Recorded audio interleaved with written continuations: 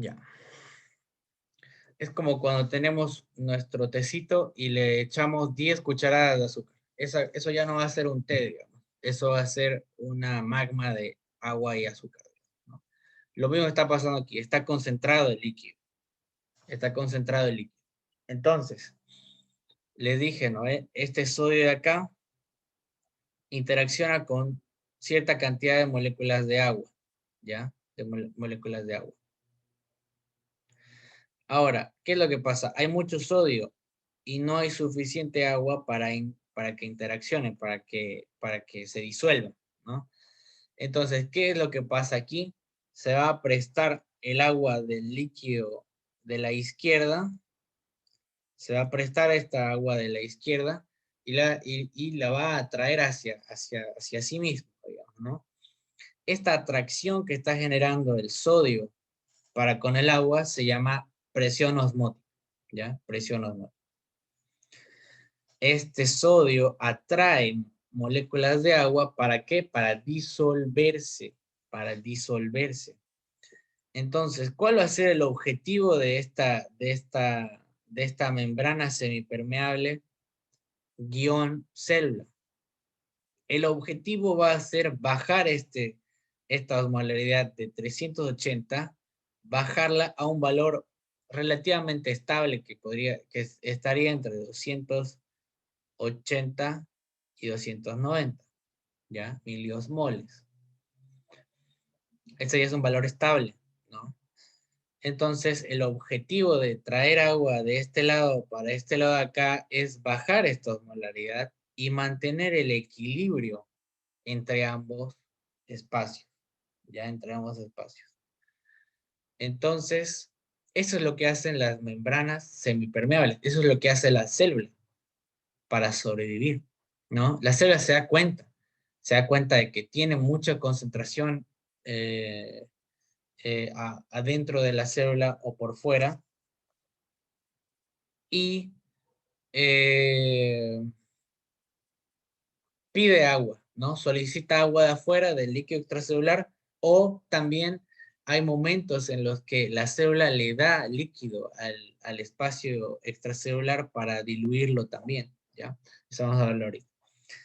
Lo que me interesa es que este concepto se entienda, ¿no? La osmosis, el paso de líquido, en este caso agua, a través de una membrana semipermeable de un medio de menor concentración, quiere decir que aquí hay un sodio, ¿ya? Un sodio.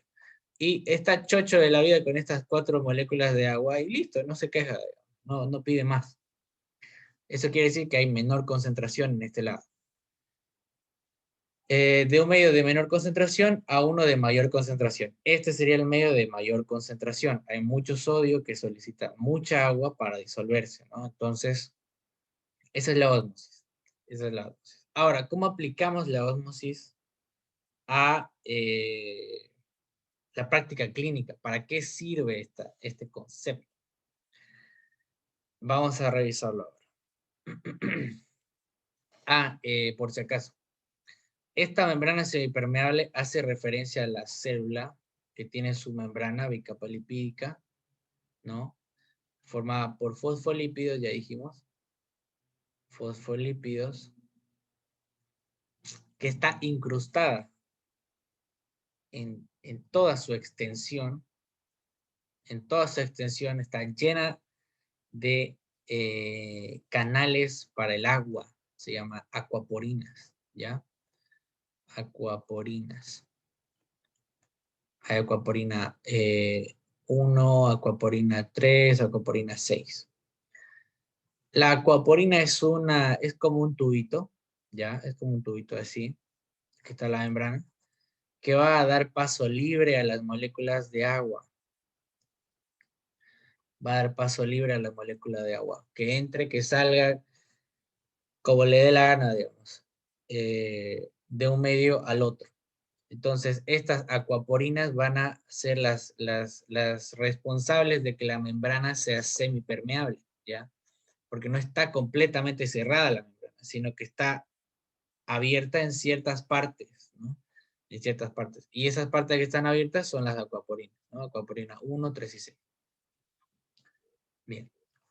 Entonces, ¿quién va a determinar el paso del agua? La concentración de los medios, ¿no? La concentración de los líquidos. Si aquí hay mucha concentración, la ósmosis va a estar en esta dirección. Si aquí hubiera el doble de sodio, supongamos que acá hay 30, si acá hay 60, digamos, de moléculas de sodio, la ósmosis va a ser en esta dirección, ¿no? La ósmosis va a cambiar de dirección, va hacia el medio donde esté en mayor concentración, ¿ya? Entonces, el concepto aplica a cualquier magnitud, a eso me quiero referir, ¿no? Aquí puede estar súper concentrado, puede estar en 380, como dijimos hace un rato, pero si aquí está en 450, la ósmosis va a seguir en esta dirección, ¿ya? Va a ir al lado donde está más concentrado. Ese es el problema. Ese es el problema cuando hay cuadros clínicos de hipernatremia, por ejemplo, hiperpotasemia, en los cuales está demasiado concentrado, tanto el extracelular como el intracelular. Entonces, aunque se dé la ósmosis, que de por sí ya es un proceso de compensación o de homeostasis, aunque se dé este fenómeno, igual no se va a compensar, igual no vas a poder bajar a 280, ¿no? Porque ya estás muy concentrado. Entonces, las situaciones clínicas van a variar y ustedes tienen que ser críticos al momento de abordar un paciente que tenga un trastorno de este tipo, ¿no? Un trastorno hidroelectrolítico se llama, ¿ya? Auxiliar, una Sí, pregunta, ¿puedo hacerle?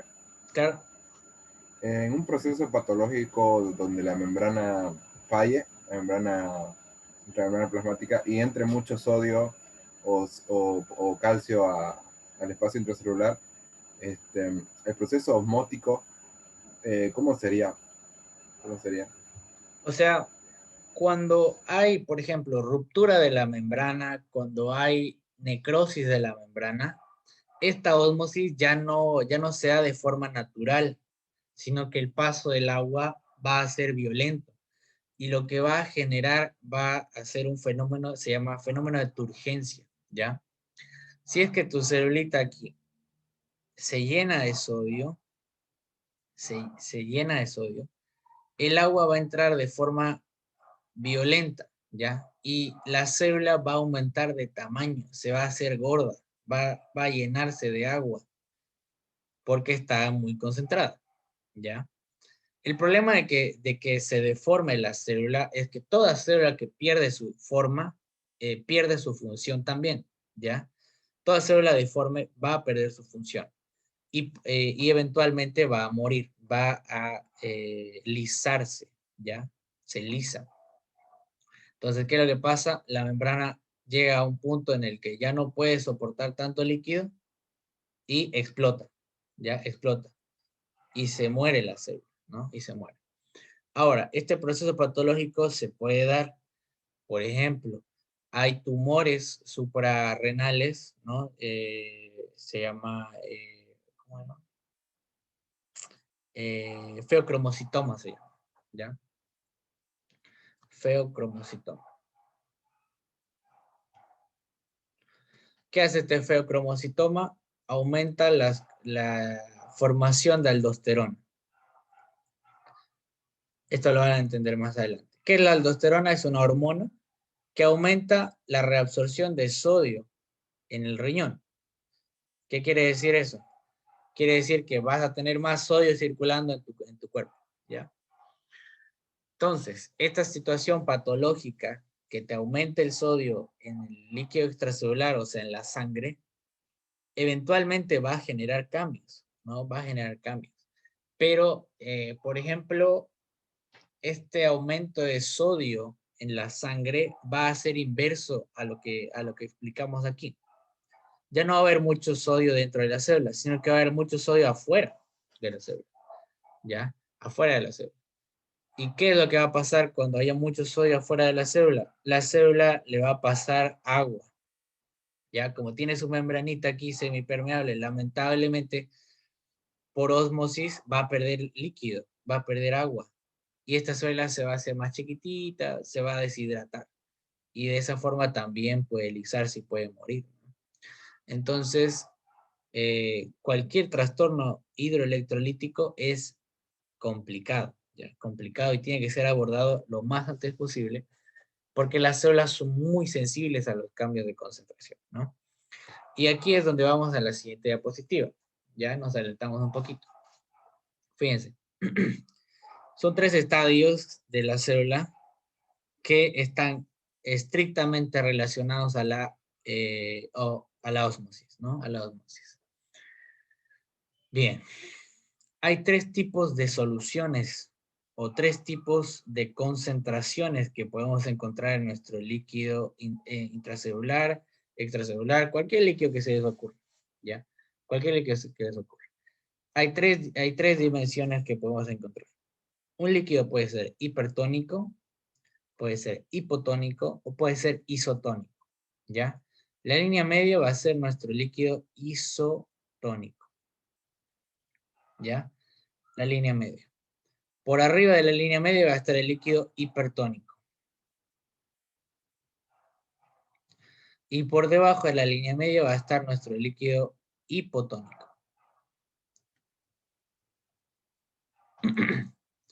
¿Ya? Entonces, ¿a qué hace referencia la tonicidad de un líquido? La tonicidad de un líquido básicamente es la concentración, nada más. Es la concentración. Entonces, si yo le digo que hay un líquido hipertónico, ¿qué es lo que estamos infiriendo? Estamos infiriendo que este líquido tiene una osmolaridad mayor que la normal, ¿ya? Entonces, quiere decir que hay más de 281 miliosmoles, ¿ya? En ese líquido, supongamos, ¿no? Entonces, un líquido hipertónico va a ser un líquido concentrado, lleno de solutos, llenos de sodio, por así decirlo, ¿ya? Llenos de sodio. O también hay otras moléculas que son osmóticamente activas, les había dicho, ¿no? Por ejemplo, la glucosa. Habíamos tomado el ejemplo de la glucosa en la anterior clase, creo. Hablamos de la glucosa, ¿no? Que cuando está en altas concentraciones funciona como una molécula osmóticamente activa. Entonces, un líquido que tiene mucha glucosa, mucho azúcar, ya es un líquido hipertónico, si se dan cuenta, ¿no? Ya es un líquido concentrado. Entonces, ese es el concepto de un líquido hipertónico, un líquido que tiene mucho soluto y poco disolvente. En una relación, digamos, de tres fracciones, 2 fracciones serían sodio, digamos, y una sería de agua. Entonces hay más soluto que agua en ese líquido hipertónico. El isotónico va a ser el líquido que esté en equilibrio, ¿ya? Ese es el que tiene 50-50, ¿ya? El que tiene 10 de sodio y tiene 10 ml de agua, por así decirlo, ¿ya? Un líquido en equilibrio. Ahora, estos líquidos isotónicos en equilibrio, ¿a qué hacen referencia? Hacen referencia que van a estar en equilibrio con nuestra osmolaridad corporal, ¿ya? Entonces, si ustedes administran, perdón, suministran un líquido isotónico a un paciente, por ejemplo, solución fisiológica, la famosa Solfi, ya así la van a escuchar, la Solfi, solución fisiológica. Si usted administra solución fisiológica a un paciente, no va a generar cambios de osmolaridad de ningún tipo, porque ya está equilibrado este líquido. ¿Ya? ¿Equilibrado a qué? A nuestra osmolaridad, ¿ya? A nuestra osmolaridad. La Solfi es un líquido isotónico. Después, dextrosa al 5% también es un líquido isotónico. Al 5%. Solfi es al 0,9% de sodio, ¿no? Entonces, estos líquidos no van a generar cambios en el cuerpo cuando sean suministrados, ¿ya? Bien. Ahora, por otro lado está el líquido hipotónico. El líquido hipotónico tiene esta relación de 3, pero invertida, ¿ya? invertida. Tiene dos partes de líquido y una parte de soluto, ¿ya? Tiene más líquido que soluto. ¿Ok? Por ejemplo, el agua corriente es un, el agua corriente es un líquido hipotónico, ¿no? No tiene sodio, no tiene potasio ni tampoco tiene glucosa. Entonces, el agua corriente es un líquido hipotónico, ¿ya? El problema de los líquidos hipotónicos y de los hipertónicos, se cortó el internet. ¿Se cortó el internet? Se cortó Yo la... veo bien. ¿no? Ah, ya, perfecto. Sí, debe ser su internet. Bien, entonces, el suministrar un líquido isotónico no va a representar ningún problema, ¿ya? Ningún problema, técnicamente. El problema se da cuando se suministran líquidos hipotónicos o hipertónicos, ¿ya? ¿De qué forma? De la siguiente forma. Por ejemplo, aquí está mi célula, ¿no? Aquí está mi célula. ¿Qué es lo que pasa cuando la expongo? Cuando la hago interaccionar con un líquido hipertónico, ¿ya? Dijimos que aquí es hipertónico. Entonces, mi líquido intracelular aquí tiene por regla 281 miliosmoles, ¿correcto? Perfecto. El líquido que le suministré vía endovenosa, supongamos, que sea una solución fisiológica al 1%, o al 1.2%, ¿ya? Entonces, ya está concentrado, ya está concentrado. Ahora, esta solución va a ser más concentrada que mi líquido intracelular. Ya no va a tener 281, sino supongamos que tiene 300 de osmolaridad, miliosmoles. Entonces, el efecto que va a generar esta solución hipertónica va a hacer que al momento de entrar al torrente sanguíneo y al momento de que esta sangre llegue a formar líquido intersticial y bañe a mi célula, ese líquido intersticial que forma la sangre va a estar lleno de sodio o lleno del ion que esté formando esta solución hipertónica, ¿no? ¿Y qué es lo que pasa, dijimos, con la ósmosis?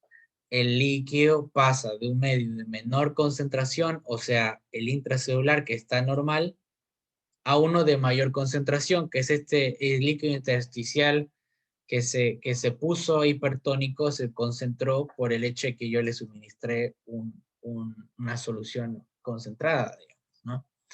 Entonces, ¿qué es lo que va a pasar? La célula, en son de preservar la ósmosis o preservar el equilibrio, le va a prestar agua al líquido intersticial. Le va a prestar agua y eventualmente este líquido intersticial se va a diluir, ¿ya? Se va a diluir y va a llegar a un equilibrio.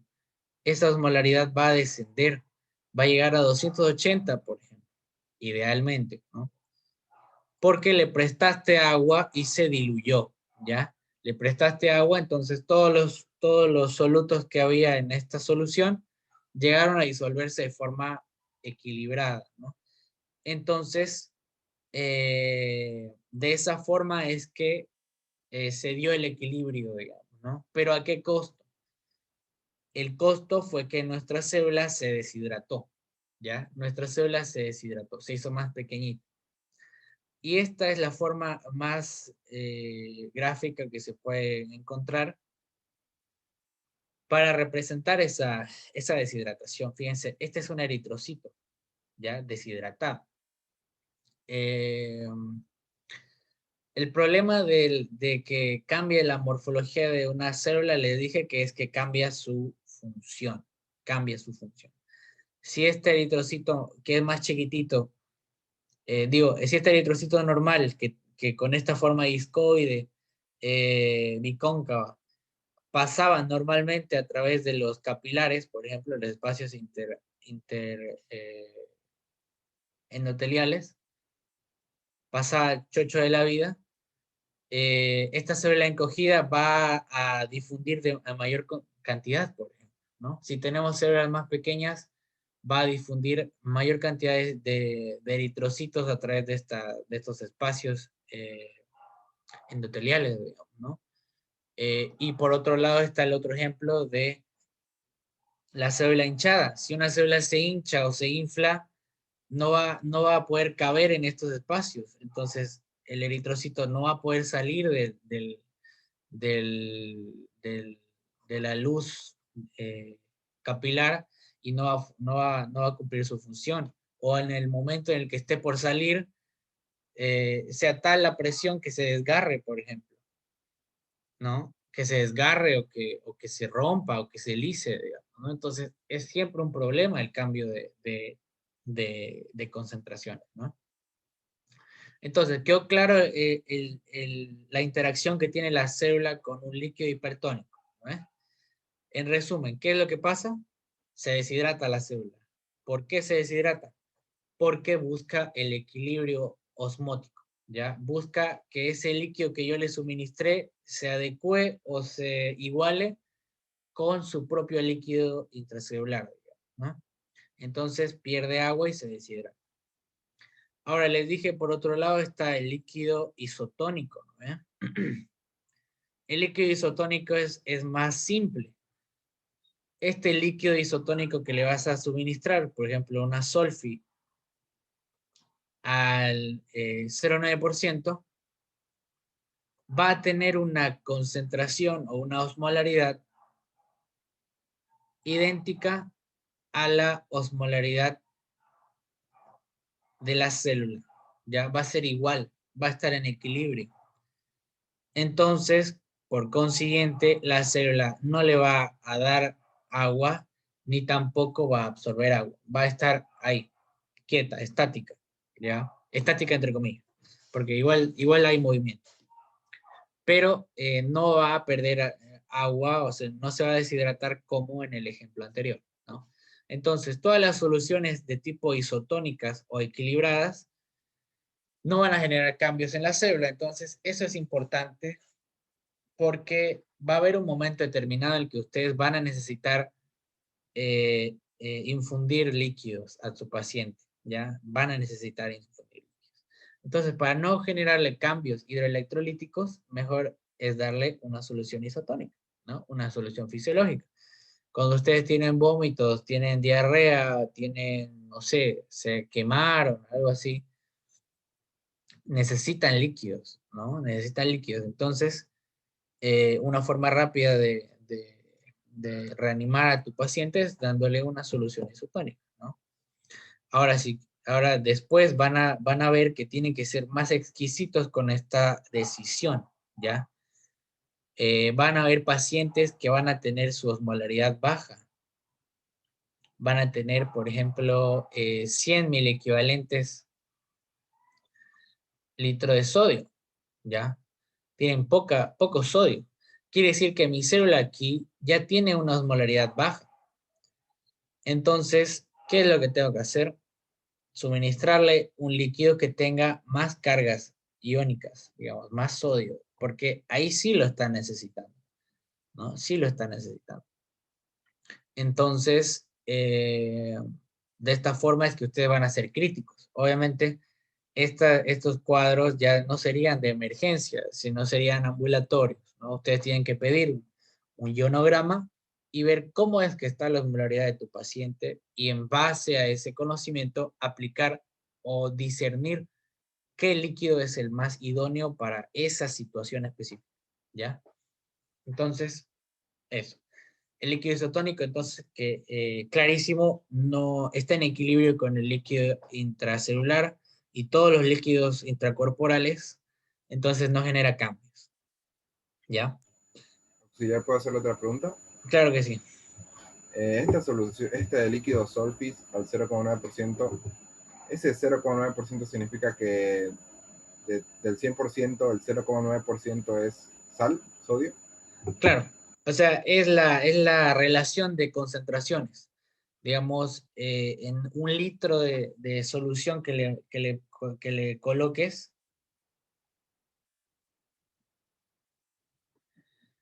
proporcionalmente un 0,9% del líquido va a ser el sodio o el disolvente que le vayas a suministrar, ¿no? Por ejemplo, la dextrosa al 5 quiere decir que 5% de tu solución total, o sea, esto es un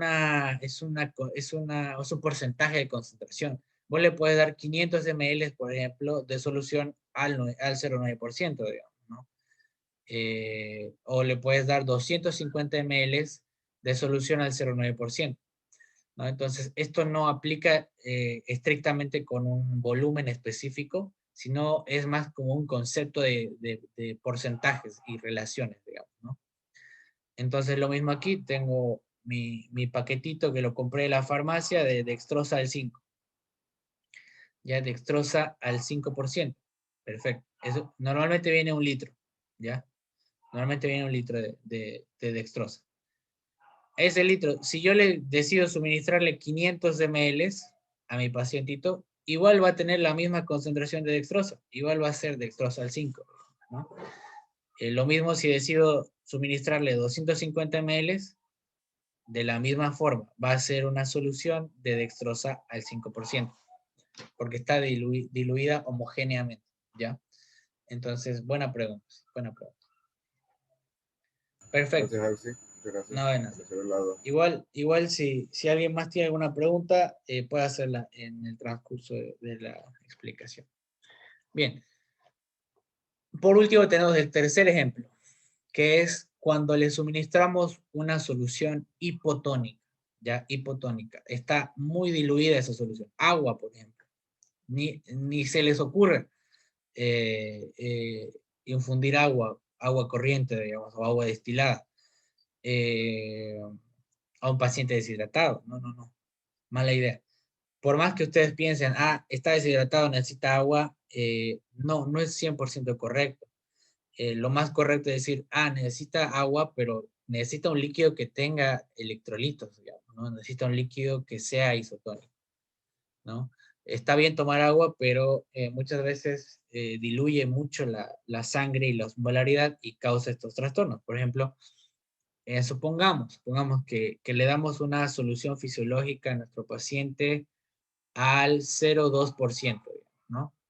Muy poco soluto, muy poco. Entonces, esta solución hipotónica o diluida, les dije, eventualmente, ustedes suministran por vía endovenosa, ¿no?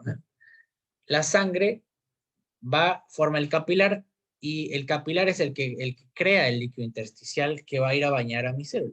Entonces, el líquido intersticial tiene la misma concentración o composición del líquido sanguíneo, ¿no? Entonces, ¿qué es lo que pasa aquí? Le infundí una solución hipotónica a mi paciente. Se diluyó su sangre. Mi líquido intersticial también está diluido. Quiere decir que yo tengo aquí afuera, tengo, supongamos, 230 miliosmoles de osmolaridad, ¿no? Supongamos. Ahora, ¿qué es lo que hacen ustedes para diluir algo? Digo, para concentrar algo. ¿Cuál es el fenómeno físico típico para diluir algo? Por ejemplo, están haciendo una salsa en su casa, ¿no? Van a hacer un espagueti, digamos. Y su salsa vieron que está muy aguada. ¿Qué es lo que pasa ahí? Ustedes la calientan, hacen que hierva, que pierda el líquido y que se concentre, sea más pastosita, digamos, ¿no? De la misma forma va a pasar aquí. Este líquido intersticial, que está muy diluido, de alguna forma tiene que librarse de ese líquido, de esa agua extra que tiene. Extra entre comillas, digamos, porque claro, extra que tiene, digamos, ¿no? Entonces, ¿qué es lo que va a pasar aquí? Lo que va a pasar aquí es que el líquido extracelular de acá está en menor concentración que el intracelular, ¿ya? Esta célula en ese momento determinado está más concentrada, si se dan cuenta. La célula tiene 280 de osmolaridad. Entonces, ¿qué es lo que va a pasar? Esta célula va a tener iones aquí adentro que van a atraer el agua, ya van a atraer el agua. Entonces el agua va a infundir dentro de la célula, la va a llenar de agua, en son de que se equilibre esta osmolaridad, ¿no? Porque si una vez yo le meto agua a la célula, aquí afuera va a empezar a quedarse sin agua, ¿ya? Va a reducir el agua de afuera. Entonces mi solución va a ir concentrándose, ¿ya? Y estos miliosmoles van a ir subiendo.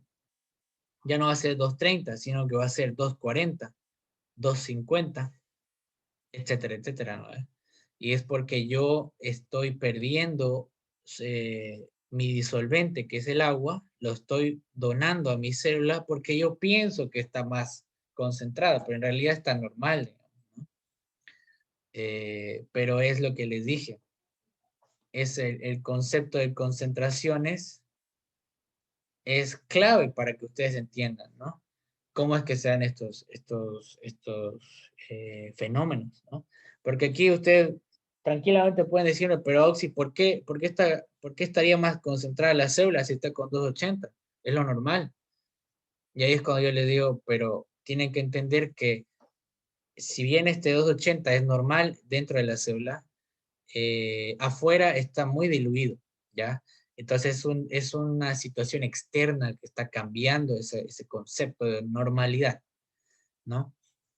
Entonces, por ende, nuestra célula le va a hacer el favor, entre comillas, al líquido extracelular de decirle, bueno, ya pásame tu agua, concéntrate y quédate en 280, ¿ya? Quédate en 280. El problema es que el costo es que esta celulita se va a hinchar, ¿ya? Y se llama fenómeno de turgencia. Turgencia.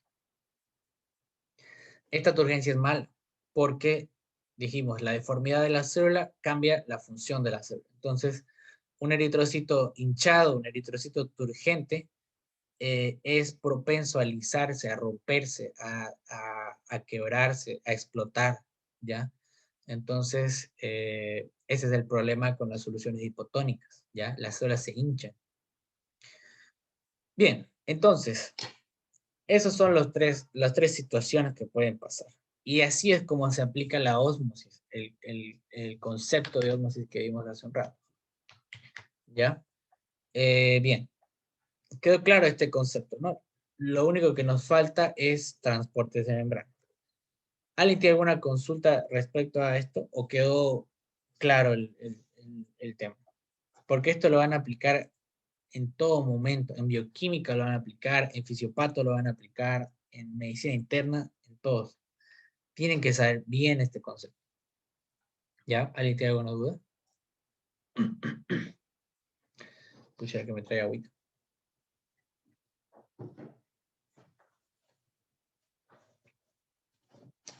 Bien. Entonces, continuamos con la última parte de la clase. Entonces ya vimos qué es la ósmosis, ya vimos cómo es que funciona este intercambio de líquido, cómo es que funciona esta interacción entre líquidos hiperosmolares, hiposmolares, etcétera, etcétera, ¿no? Y cómo es que la membrana también tiene su papel en todo esto, ¿no? Ahora tenemos transportadores o eh, mecanismos de transporte en la membrana. Bien, para hacerlo más simple, yo hice un esquema. Ya, bueno, no sé si es un esquema, es como un, sí, esquema de corchetes, por así decirlo. ¿Ya? Y lo dividí de esta forma.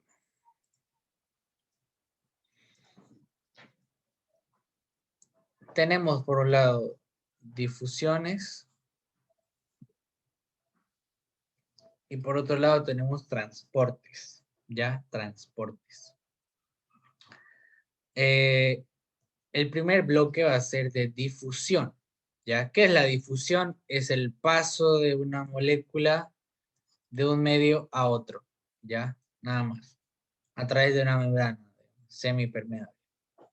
Entonces, cuando el sodio atraviesa la membrana, eso se llama difusión. Está difundiendo, ¿ya? Está difundiendo. Bien. Entonces, tenemos estos dos tipos de difusión. Difusión simple y difusión facilitada. Empezamos por lo simple. Difusión simple.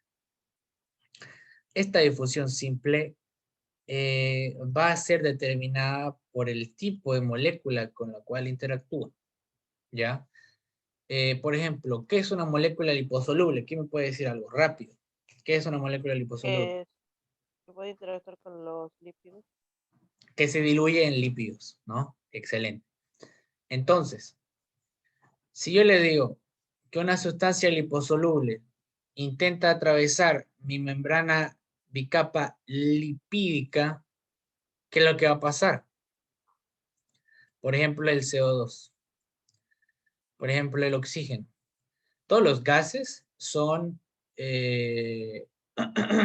son elementos liposolubles, ¿ya?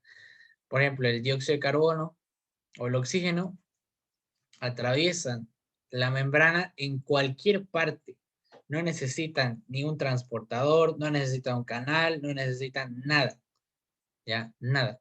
Atraviesan la membrana como en su casa, ¿ya? Es lo que está pasando aquí. CO2, por ejemplo.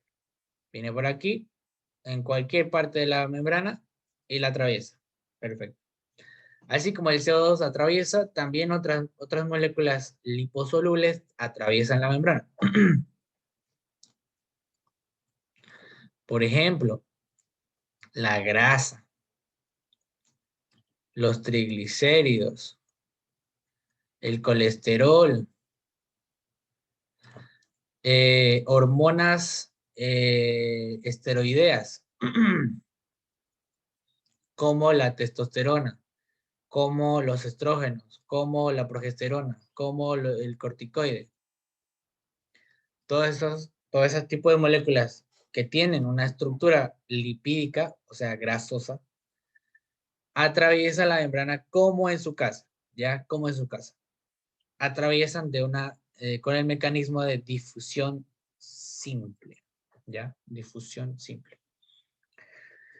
Ahora, esta difusión simple también aplica a moléculas no liposolubles, ¿ya? No liposolubles. En este caso, ¿qué es una molécula no liposoluble tipo? O sea, ¿cuál es el ejemplo clásico de una molécula no liposoluble? Un ion. Ya, todo ion con carga, el sodio, el potasio, el cloruro, todo ion que tenga carga es no liposoluble. No, no, no. ¿Ya? No va a poder atravesar la membrana de forma correcta, ¿ya? Entonces necesita alguien que le ayude a atravesar la membrana. ¿Quién va a ser el que va a favorecer este paso de moléculas? En este caso, cuando hablamos de difusión simple no liposoluble,